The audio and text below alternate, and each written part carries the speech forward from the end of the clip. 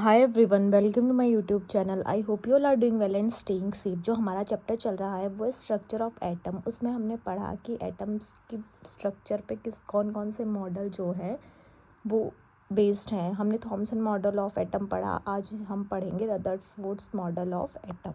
Rutherford's model of an atom, इन्होंने क्या बताया? He propose that the negatively charge electron surround the nucleus of atom. इन्होंने बताया कि जो नेगेटिवली चार्ज इलेक्ट्रॉन्स है वो न्यूक्लियस के सराउंड रहते हैं। In this experiment fast moving alpha particles were made to follow on a thin gold foil.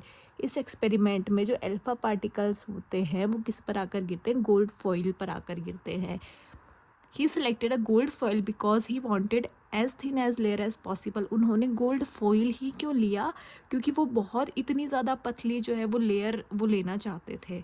Alpha particles are doubly charge helium ions.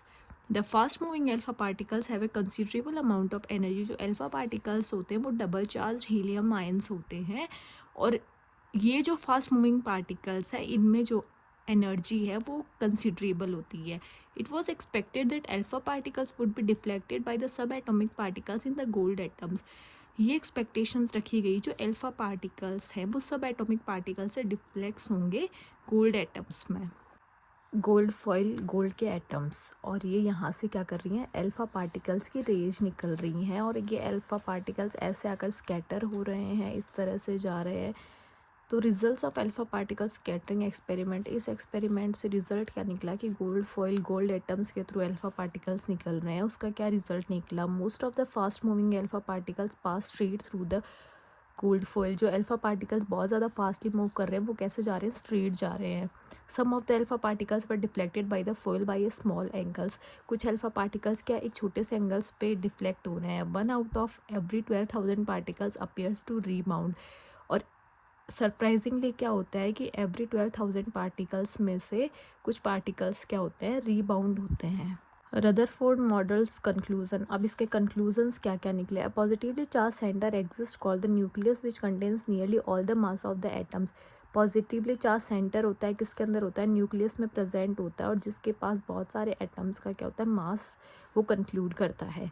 Most of the space inside the atom is empty because most alpha particles pass through the gold foil undeflected.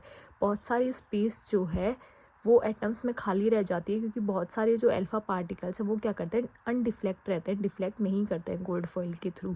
The nucleus occupies a very small volume compare to the total volume of the atom. Nucleus जो है वो बहुत ही small volume होती है उसमें, अगर हम compare करें एटम के वॉल्यूम के साथ। Negatively charged electrons revolve around the nucleus in well defined circular paths called orbits.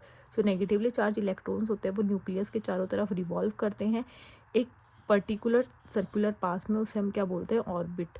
The negatively charged electrons and the positively charged nucleus are held together by a strong electrostatic force of attraction.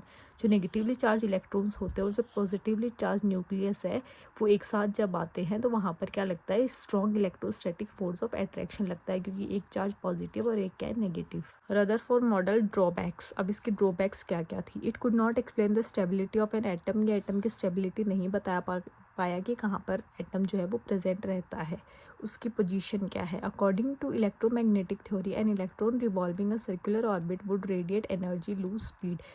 Electromagnetic theory के according एक electron क्या करता है? Circular orbit में revolve करता है और वहाँ से वो एनर्जी रेडिएट करता है और अपनी स्पीड क्या करता है? लूज करता है।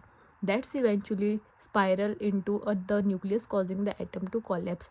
और इसी वजह से क्या होता है? न्यूक्लियस के चारों तरफ स्पाइरली वो मूव करता है और एटम को क्या करता है? कोलैप्स करता है। आई होप आपको इतना पार्ट समझ में आया होगा। Please do like, share and subscribe to my channel for next part. Thank you and have a great day. Subscribe now and hit the like button.